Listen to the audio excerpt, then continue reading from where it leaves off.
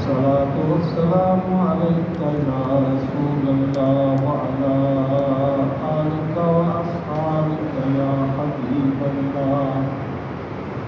الصلاة والسلام عليك يا شفيع المذنبين وعلى آلك وأصحابك يا رحمة للعالمين.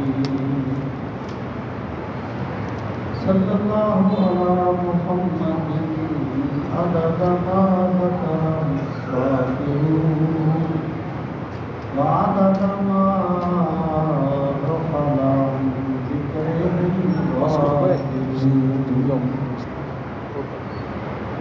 یہ آخری لائن ہے سورہ الحجر شروع ہو رہی. اعوذ باللہ من الشیطان الرجیم. بسم اللہ الرحمن الرحیم. الف لام را تلک آیات الکتاب و قرآن مبین. یہ سورہ الحجر یہ مکی صورت ہے اور یہ اس وقت نازل ہوئی جب رسول کریم صلی اللہ تعالیٰ علیہ وآلہ وسلم نے منکرین کو دلائل کے جواب میں یا دلائل کے میدان میں لاجواب کر دیا اور وہ اتنی ضد پر اتر آئے کہ انہوں نے کہا کہ ہم کسی حال میں بھی آپ کی بات نہیں مانیں گے. تو اس تناظر میں اللہ تعالیٰ نے سورہ الحجر کو نازل فرمایا. الحجر جو ہے ہے کی زیر کے ساتھ وَلَقَدْ كَذَّبَ أَصْحَابُ الْحِجْرِ الْمُرْسَلِينَ اس آیت میں اس صورت میں آئے گا. حجر جو ہے وہ قوم سمود کی وہ بستیاں تھیں جن کے باسیوں کو حضرت شعیب علیہ السلام کو نہ ماننے کی وجہ سے تباہ کیا گیا تھا. تو اللہ رب العزت نے گویا مشرکین مکہ کے سامنے ان بستیوں کے مکینوں کا ہار رکھا اور انہیں یہ بات سمجھائی کہ اگر تم بھی حق کا انکار کرو گے تو تمہارا بھی انجام یہی ہوگا. اور یہ قوم سمود کی طرف حضرت صالح کو مبعوث کیا گیا تھا، حضرت شعیب کو نہیں. تو یہ جو سورہ مبارکہ ہے یہ اس پس منظر میں نازل ہوئی ہے. اس کی ابتدا بھی قرآن مجید کے نزول سے ہوتی ہے. تو پچھلی سورت کا اختتام بھی قرآن مجید سے ہوا تھا اور اس سورت کا آغاز بھی اسی سے ہو رہا ہے. اس میں یہ فرمایا گیا تھا کہ ھذا بلاغ للناس ولینذروا بہ. یہ جو قرآن ہے یہ آپ کا کام صرف اسے لوگوں تک پہنچا دینا ہے، لوگوں کے لیے پہنچانا ہے. ولینذروا بہ اور تاکہ لوگ اس سے ڈریں، انذار پائیں. تو اگلی صورت کا آغاز بھی قرآن مجید کے نزول سے ہو رہا ہے. ارشاد فرمایا بسم اللہ الرحمن الرحیم. الف لام را تلک آیات الکتاب و قرآن مبین. الف لام را یہ حروف مقطعات میں سے ہے. تلک آیات کو واضح کرنے والا، مبین جو ہے ابانا یبین و ابانتاً سے اس میں فاعل کا صیغہ ہے، واضح کرنے والی چیز. تو قرآن مبین یعنی ہر حقیقت کو واضح کرنے والا قرآن ہے. یہاں آپ دیکھیں کہ تلک آیات الکتاب و قرآن مبین، یا تو قرآن مجید کو الکتاب کہا گیا. اس کی وجہ یہ ہے کہ جو پہلی آسمانی کتابیں ہیں دراصل وہ قرآنی تعلیمات کا ہی ایک جز ہیں. اس لیے قرآن مجید میں کہا گیا وَمُهَيْمِنًا عَلَيْهِ کہ قرآن مجید جو ہے وہ پہلی آسمانی کتابوں کے مضامین کو اپنے اندر سمیٹے ہوئے ہے۔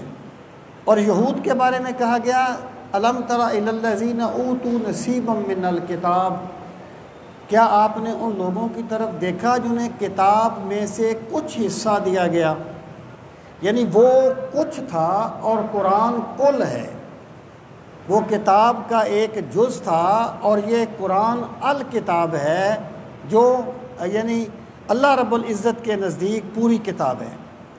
اور پھر جو فرمایا قرآن مبین، تو یہ عطف جو ہے یہ اس کو بیانیہ کہتے ہیں، یہ بیان کرنے کے لیے ہے کہ اس سے مراد قرآن مجید ہے جو ہر حقیقت کو واضح کرنے والا ہے۔ ربما یود الذین کفروا لو کانوا مسلمین، یہ جو ربما ہے یہ ایک لفظ ہوتا ہے ربا، یہ گرامر میں حروف جارہ میں سے ہے، وہ ایک آپ کے متعلقہ چیز نہیں ہے، تو وہ لفظ کبھی کسی چیز کی کثرت کے لیے آتا ہے، کبھی قلت کے لیے آتا ہے، اور یہاں پر یہ لفظ جو ہے یہ کثرت کے لیے ہے، ما کافہ ہے فرق کرنے کے لیے، تو اس سے مراد یہ ہے کہ روبا ما یعنی ربا جو ہے اسی کو روبا بھی پڑھا جاتا ہے، تو روبا ما یعنی بہت مرتبہ ایسا ہوگا، یود الذین کفروا،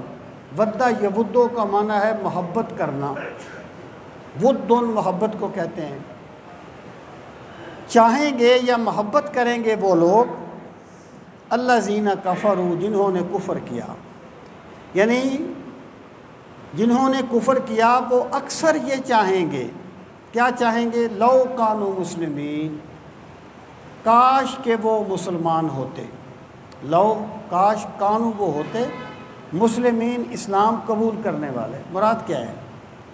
مراد یہ ہے کہ آج تو یہ لوگ قرآن کی طرف آ نہیں رہے، آج تو اللہ کے نبی انہیں قرآن پڑھ کے سناتے ہیں اور وہ کان نہیں دھر رہے، لیکن پھر بہت سے موقع ایسے آئیں گے جب وہ دل سے چاہیں گے کاش ہم نے پیغمبر کا کلمہ پڑھ لیا ہوتا، کاش ہم نے اسلام کو قبول کر لیا ہوتا۔ وہ کون سے موقع ہوں گے؟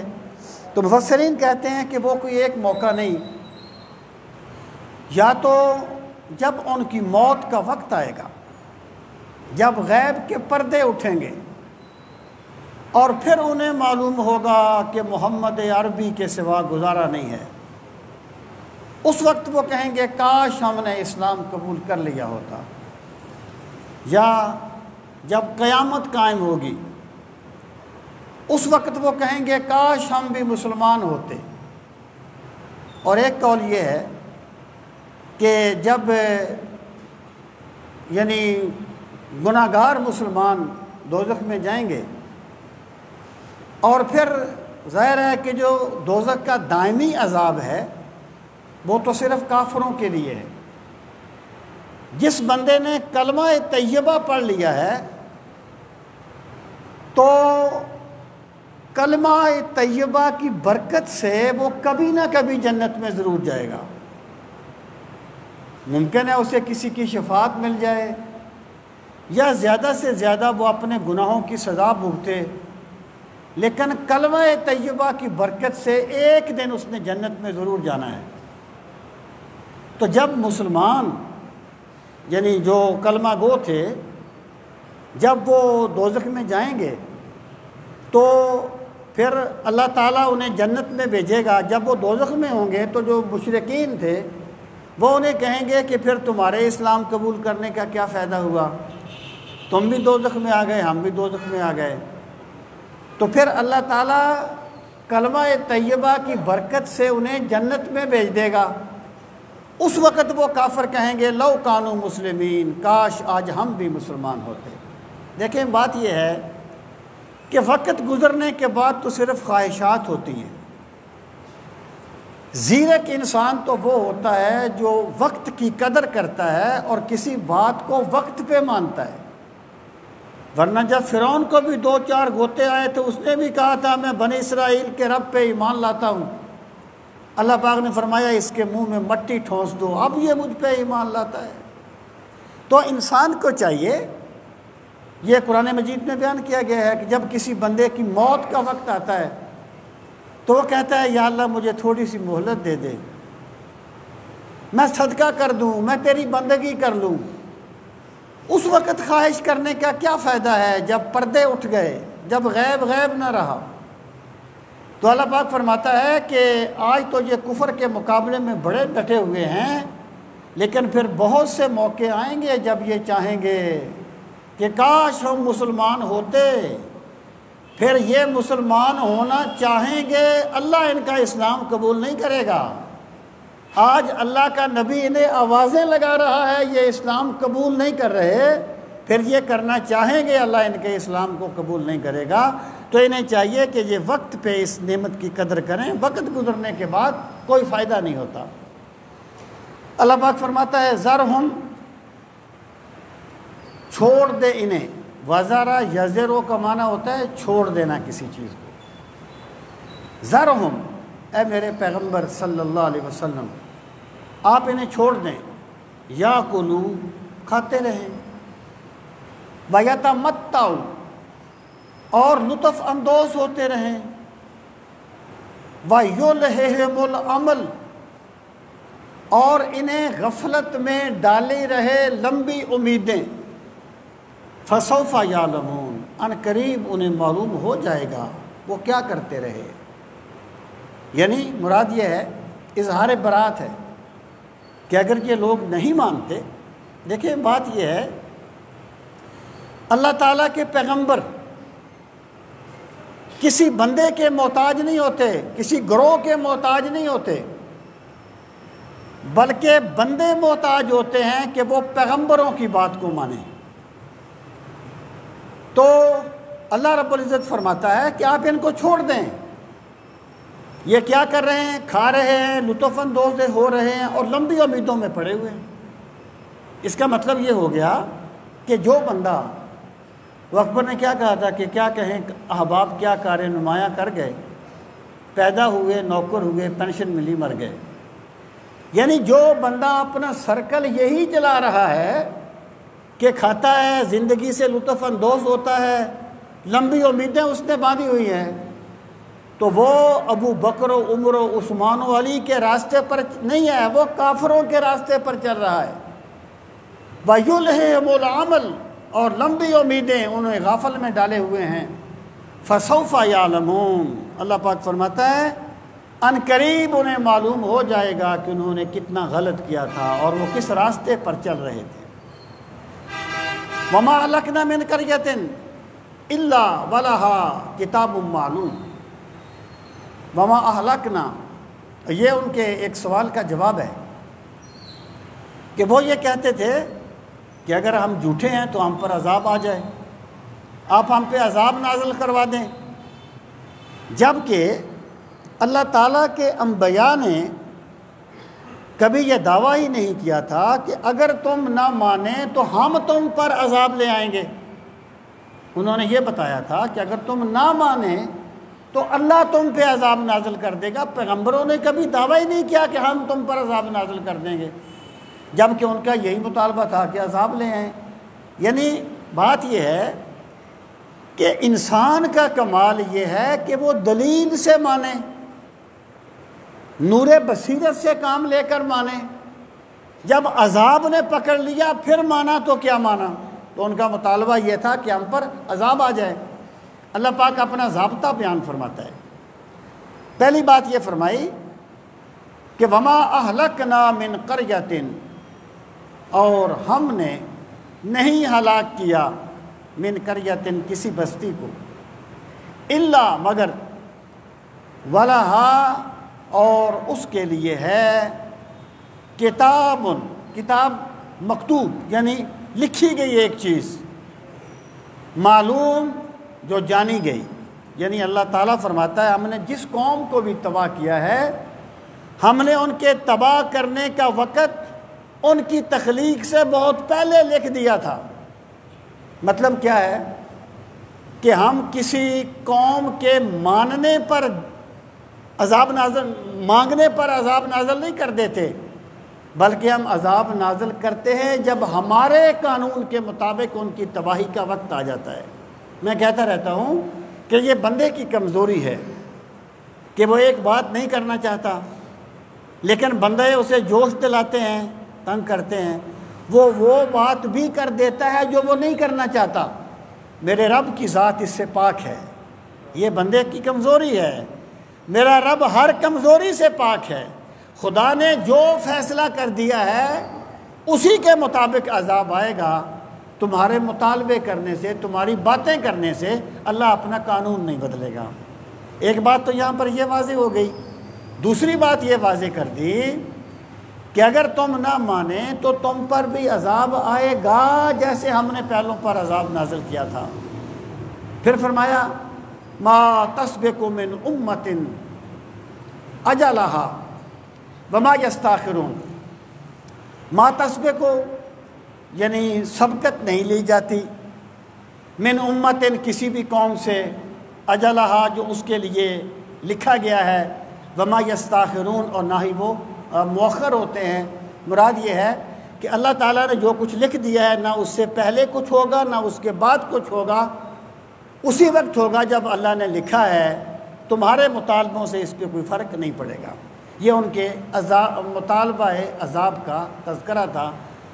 اگر آپ غور فرمائیں تو انسان جو ہے نا، عملی طور پہ اگر اس روش کو چھوڑ دے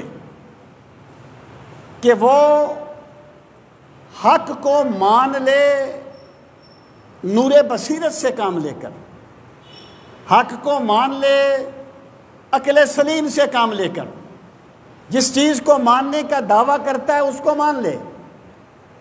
لیکن اگر انسان کا بھی عالم یہ ہو کہ جب وہ کسی گرفت میں آئے تو اللہ کو یاد کرے، اور جب آسانی ہو جائے تو اللہ کو بھول جائے، تو اس کا مطلب یہ ہے اس نے بندہ مومن کا راستہ اختیار نہیں کیا۔ آگے اللہ پاک فرماتا ہے وَقَالُوا يَا أَيُّهَا الَّذِي نُزِّلَ عَلَيْهِ الذِّكْرُ إِنَّكَ لَمَجْنُونَ۔ یہ ان کی سرکشی کی انتہا ہے۔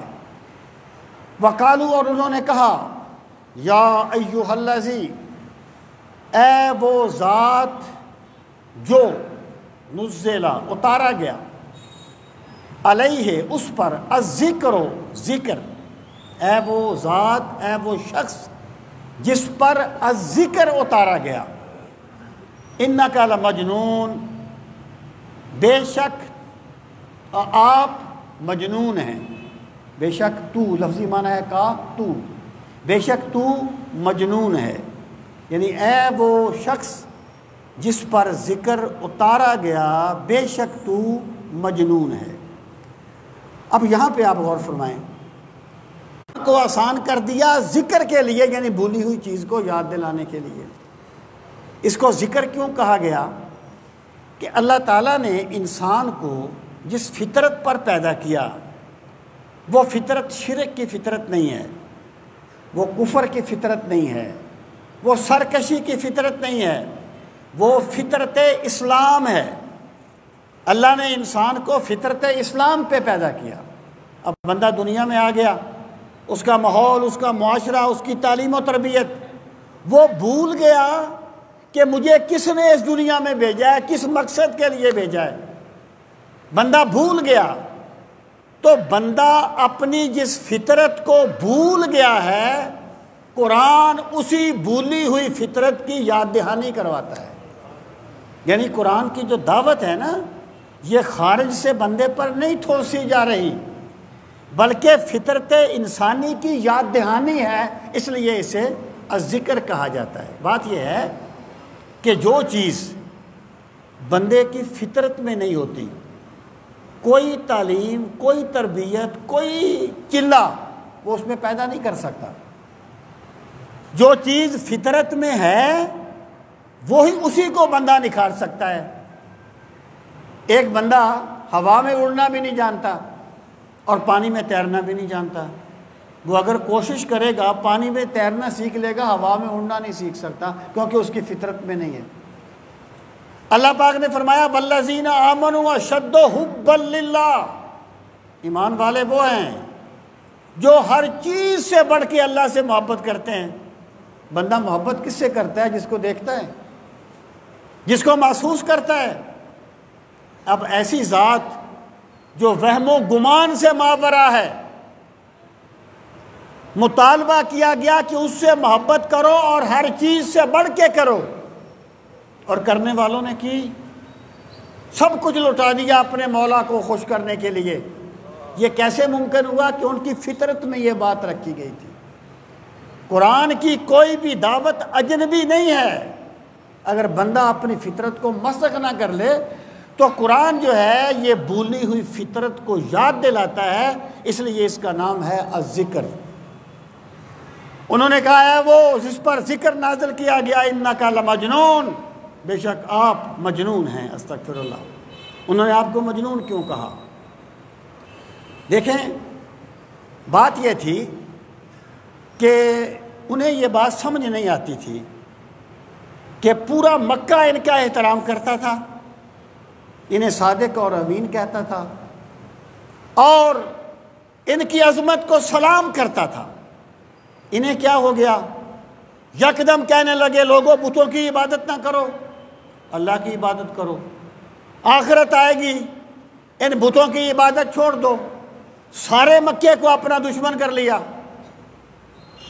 یعنی یہ جو سرکار کا اخلاص تھا نا کہ میرا رب مجھ سے راضی رہے بلا سے زمانہ روٹھ جائے، ان عقل کے اندھوں کو یہ جنون نظر آتا تھا۔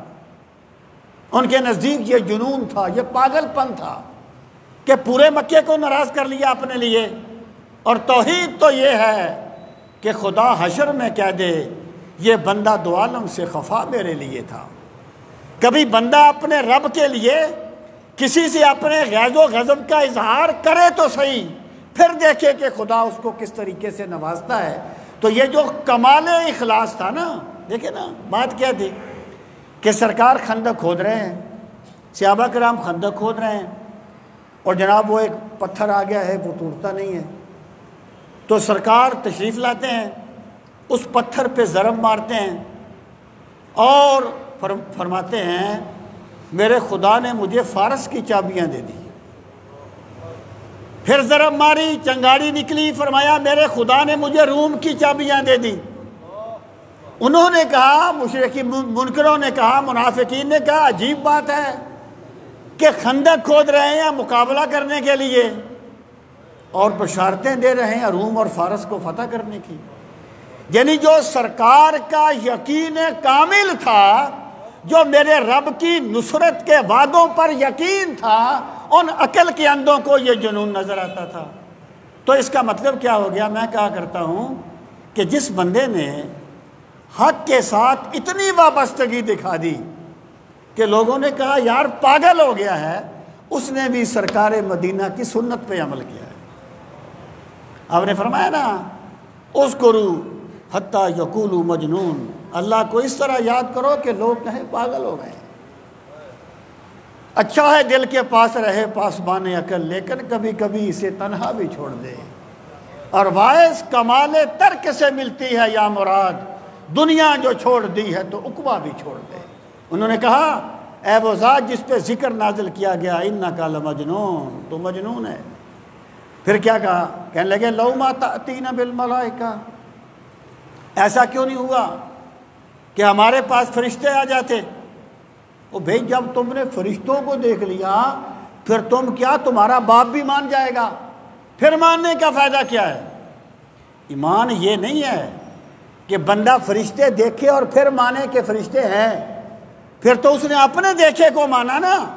ایمان یہ ہے بندے نے نہیں دیکھا لیکن اللہ کے نبی نے بتا دیا، تو بندے کو اتنا پختہ یقین ہو جائے جتنا اپنی آنکھوں دیکھی چیز پر نہیں ہے، اسی کو تو ایمان کہا جاتا ہے۔ وہ کہتے تھے لو ما تأتینا بالملائکہ، ایسا کیوں نہیں ہوا؟ کیا جاتے ہمارے پاس فرشتے؟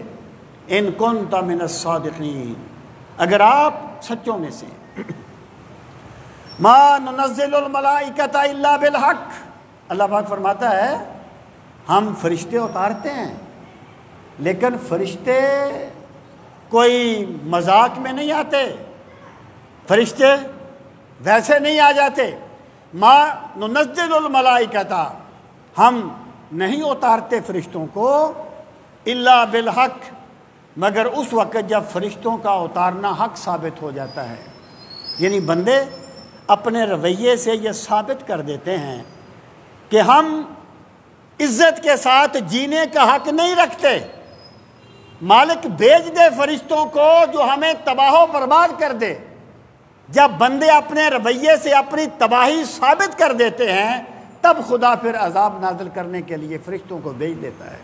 ما ننزل الملائکۃ الا بالحق وما کانوا اذا منذرین، وما کانوا، اور وہ نہیں ہوتے، اذن تب، منذرین، مہلت دیے گئے۔ جب فرشتے آ جاتے ہیں نا پھر مہلت نہیں دی جاتی، پھر تباہ کر دیا جاتا ہے۔ تو لوگوں اپنی تباہی کو دعوت نہ دو، اپنے عذاب کا انتظار نہ کرو، بلکہ ایمان لا کر اللہ کی رحمتوں کے مستحق بن جاؤ۔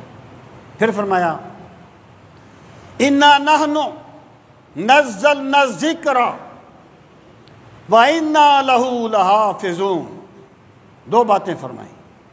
پہلی بات فرمائی اِنَّا، بے شک ہم، تاکید ہے، یعنی اِنَّا بھی حرف تاکید ہے، پھر یہ جمع کی ضمیر آ گئی، پھر نحنو آ گیا، پھر نزلنا، پھر جمع کا صیغہ آ گیا، تاکید در تاکید در تاکید۔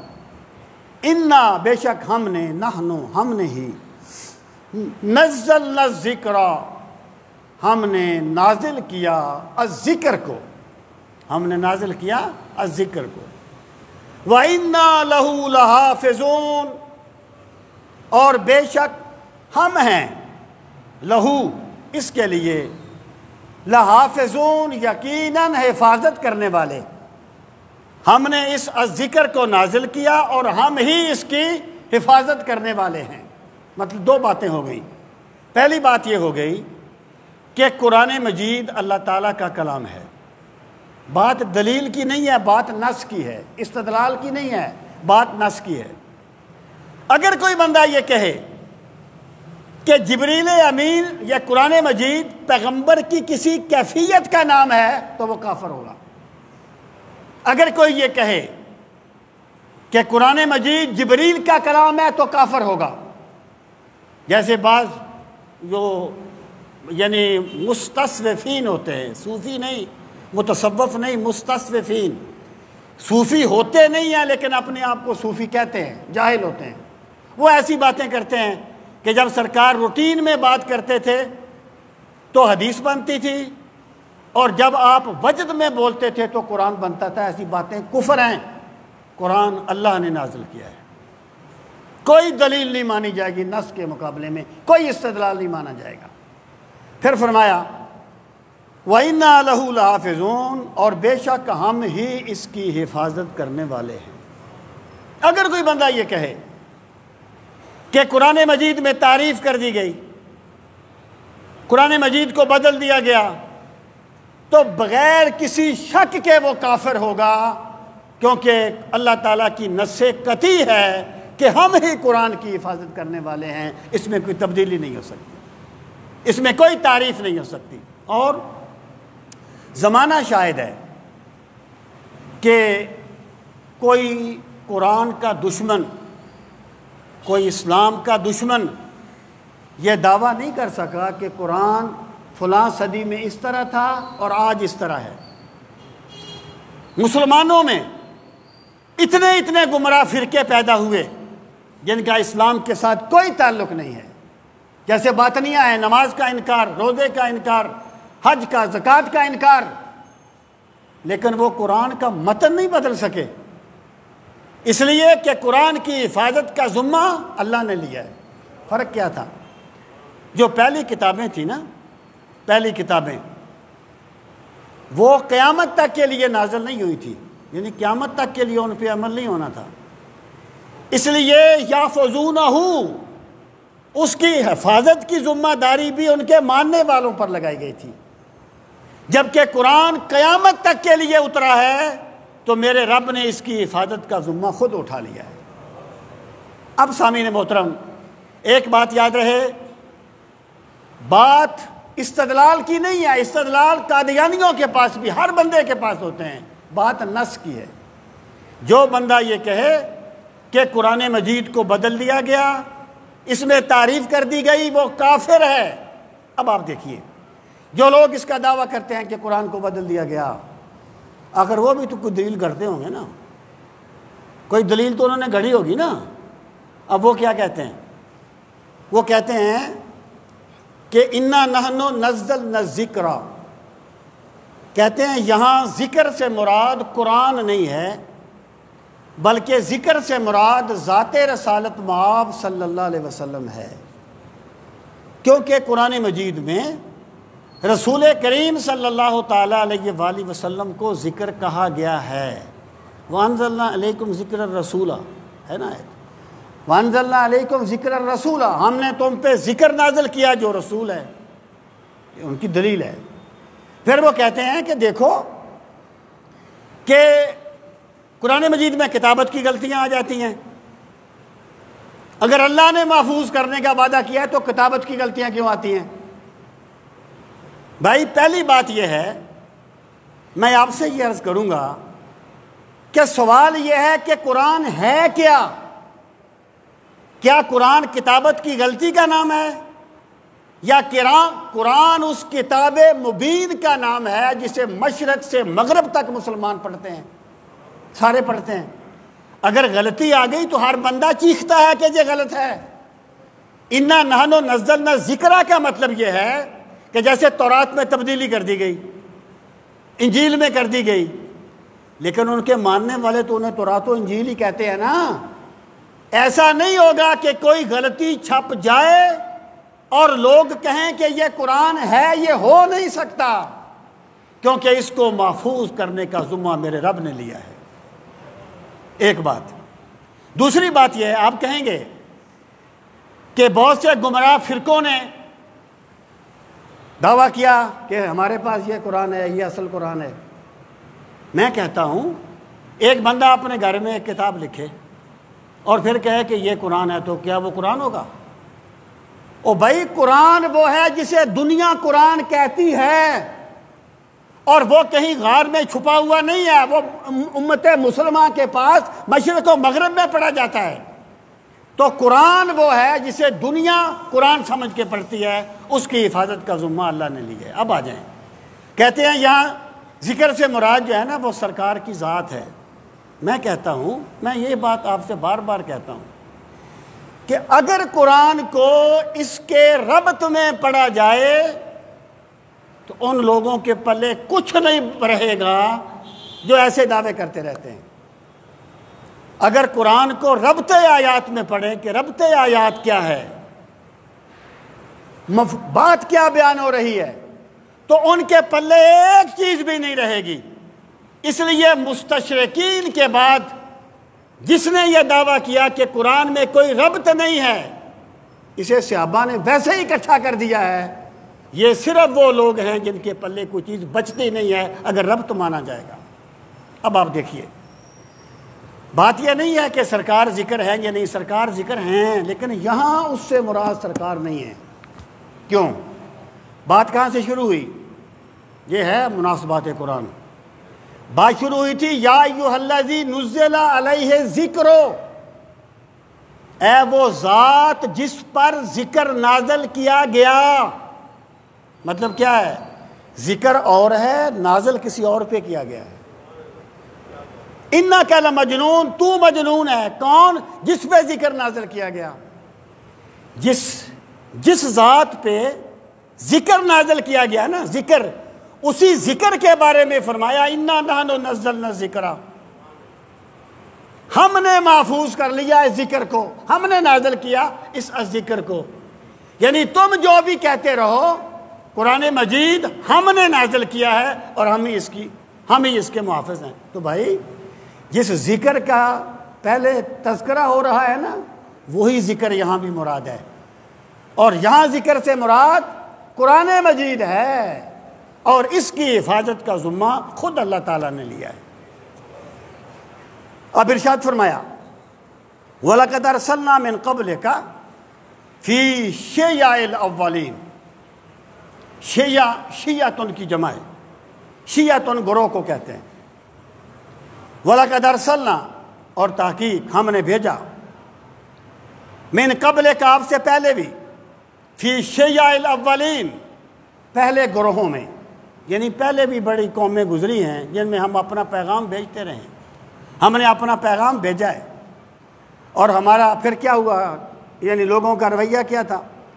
وما یاتیہم من رسول، ماں کے بعد الا آ جائے تو ماں نافیہ ہوتا ہے، وما یاتیہم، اور نہیں آیا ان کے پاس، من رسول، کوئی بھی رسول، الا مگر، کانو، وہ تھے، بہی، اس کے ساتھ، یستہزئون، اس کا مذاق اڑاتے، یعنی لوگوں نے، یہ دنیا کا ایک المیہ ہے، دنیا نے بادشاہوں کی تاریخ محفوظ کی ہے، پیغمبروں کی تاریخ محفوظ نہیں کی۔ انہوں نے مداریوں، جگادریوں اور شعبدہ بازوں کو سلام کیا ہے، پیغمبروں کا طنز اڑاتے رہے ہیں، پیغمبروں پر تان ہی کرتے رہے ہیں، الا ماشاءاللہ۔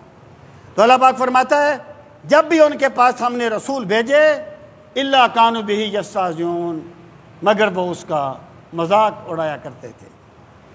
کذالک نسلکہ فی قلوب المجرمین، کذالک، اسی طریقے سے، نسلکہ، سلک یسلک کا معنی ہوتا ہے چلانا، اسی سے سالک ہے، چلنے والا، ہم چلاتے ہیں، فی قلوب المجرمین، جرم کرنے والوں کے دلوں میں، لا یؤمنون بہ، وہ ایمان نہیں لائیں گے اس پر، وقد خلت سنت الاولین، اور تحقیق گزر گئی پہلوں کی سنت۔ اب دیکھیے اس سے مراد کیا ہے، کذالک نسلکہ فی قلوب المجرمین، اس سے کیا مراد ہے؟ اس سے مراد یہ ہے کہ یہ جو ان کی سوچ تھی نا، یا تو اس سے مراد یہ ہے کہ ہم اپنا پیغام ان کے دلوں میں اتارتے ہیں، لیکن یہ اپنی سرکشی کے سبب ایمان نہیں لاتے، یا اس سے مراد یہ ہے کہ وہ جو استہزاء کرتے تھے نا، مذاق اڑاتے تھے، ہم بطور سزا پھر ان کے دلوں میں حق کا انکار پیدا کر دیتے تھے، یعنی حق کا انکار بطور سزا ان کے دلوں میں داخل کر دیا جاتا تھا جب وہ حق کا انکار کر دیتے تھے۔ جیسے کہ وہ سرکار نے فرمایا کہ جب بندہ ایک گناہ کرتا ہے اس کے دل پہ سیاہ نقطہ لگ جاتا ہے، توبہ کر لے تو صاف ہو جاتا ہے، نہ کرے دوسرا نقطہ لگ جاتا ہے، یہاں تک کہ اس کا دل بالکل سیاہ ہو جاتا ہے۔ اسی طریقے سے جب ایک بندہ دیدہ و دانستہ حق کا انکار کرتا جاتا ہے تو پھر اللہ تعالیٰ اس سے حق قبول کرنے کا ملکہ سلب کر لیتا ہے۔ اسی کو کہا گیا ختم اللہ علی قلوبہم، ہم نے ان کے دلوں پر مہر لگا دی ہے، یعنی یہ نہیں ہے کہ وہ ایمان اس لیے نہیں لائے کہ دلوں پر مہر تھی، بلکہ انہوں نے حق کا انکار کر دیا تو بطور سزا اللہ نے ان کے دلوں پر مہر لگا دی۔ یہی بات یہاں کہی جا رہی ہے کہ کذالک نسلکہ فی قلوب المجرمین، وجہ بھی بیان کر دی کہ ہم جو دلوں میں سرکشی اتار دیتے ہیں نا، اگر اللہ تعالیٰ کسی بندے کے دل میں اپنی دین کی محبت پیدا کر دے، حق کی محبت پیدا کر دے، تو وہ سمجھ لے میرا کوئی عمل میرے خدا کو پسند آ گیا ہے، میرے خدا نے مجھ پہ کرم کر دیا ہے۔ اور اگر بندے کے دل میں حق سے بغاوت پیدا کر دی جائے تو اس کا مطلب یہ ہے خدا نے اس کے کسی عمل پہ اس کی گرفت فرمائی ہے۔ کذالک نسلکہ فی قلوب المجرمین، ہم یہ داخل کر دیتے ہیں جرم کرنے والوں کے دلوں میں، یعنی وہ مجرم پہلے تھے، ہم داخل بعد میں کرتے ہیں ان کے دلوں میں، ان کا جرم اس کا سبب بنتا ہے۔ رزلٹ کیا نکلتا ہے؟ لا یؤمنون بہ، پھر وہ ایمان نہیں لاتے، لا ہی نہیں سکتے۔ محبت کے لیے کچھ دل مخصوص ہوتے ہیں، یہ وہ نغمہ ہے جو ہر ساز پہ گایا نہیں جاتا۔ میرا خدا سرکشوں اور متکبرین سے اپنی یاد سلب کر لیتا ہے۔ لا یؤمنون بہ، اور وہ ایمان نہیں لاتے، نہیں لائیں گے۔ وقد خلت سنت الاولین، اور تحقیق گزر گیا پہلوں کا طریقہ، یعنی جس طریقے سے پہلوں نے انکار کیا تباہ کر دیے گئے، اگر یہ بھی انکار کریں گے تباہ کر دیے جائیں گے۔ اللہ تعالیٰ کا ضابطہ ایک ہے۔ اب فرمایا ان کی سرکشی کی انتہا کیا ہے؟ وَلَوْ فَتَحْنَا عَلَيْهِمْ، اور اگر ہم کھول دیں ان پر، بابا من السماء، باب دروازہ عام بات ہے، من السماء آسمان سے، فظلوا پس وہ ہو جائیں، فیہ اس میں، یارجون یہ عروج، ارجا یارجو اوپر چڑھنا، اسی سے معراج ہے یعنی ہم آسمان سے ایک دروازہ کھول دیں اور یہ دروازے پر چڑھنے لگیں، پھر کیا ہوگا؟ لقالو تو یقیناً وہ کہہ دیں گے، سکرت ابصارنا یعنی جادو کر دیا گیا ہماری آنکھوں پر۔ یعنی جو بندہ مانتا ہے نا وہ نہ دلیلوں سے مانتا ہے، نہ کوئی خلاف عادت چیزوں سے مانتا ہے، مانتا وہ ہے جو ماننے کی طلب کرتا ہے۔ جس کے دل میں طلب ہو نا اس کو اللہ ہدایت دیتا ہے۔ اب دیکھیے اللہ فرماتا ہے کہ اگر ہم آسمان کا دروازہ کھول دیں آسمان کی طرف اور یہ دروازے پر چڑھے تو مانیں گے نہیں، مانیں گے نہیں کہ عالم غیب بھی ہے، فرشتے ہیں، اللہ کے پیغمبر سچے ہیں، بلکہ کیا کہیں گے؟ سکرت ابصارنا، کہیں گے ہماری آنکھوں پر جادو کر دیا گیا ہے۔ مجھے بتاؤ کہ جب سرکار کے اشارے سے چاند شک ہو گیا تھا تو ابو لہب نے کلمہ تو نہیں پڑھ لیا تھا نا، ابو جہل نے کلمہ تو نہیں پڑھ لیا تھا نا، وہ ماننا چاہتا ہی نہیں تھا۔ جس نے ماننا تھا وہ تو سرکار کے روح زیبا کو دیکھ کر بھی کلمہ پڑھ لیتا تھا۔ بات تو طلب کی ہوتی ہے نا۔ انہوں نے کہا ہماری آنکھوں پر جادو کر دیا گیا، بل نحن قوم مسحورون، بلکہ ہم ایک ایسی قوم ہیں جو مسحور کر دی گئی ہے، جس پر جادو کر دیا گیا ہے۔ مراجعہ کہتے تو ہیں کہ معجزہ دکھاؤ، جب معجزہ دکھایا جائے تو کہہ دیتے ہیں یہ تو جادو ہے، یہ تو معجزہ ہے نہیں، کیونکہ ماننا چاہتے نہیں ہیں۔ اللہ تعالیٰ سب کو حق کی طلب نصیب فرمائے۔ وما علینا الا البلاغ المبین۔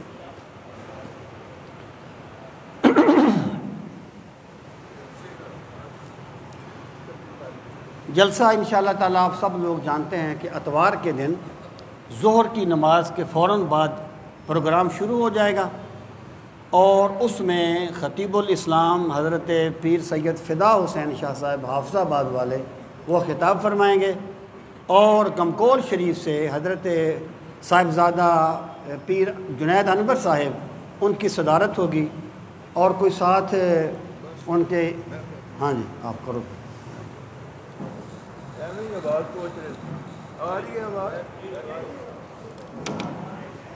5 منٹ پہنچ جاندی ہے، گھنٹہ نہیں پہنچ دی۔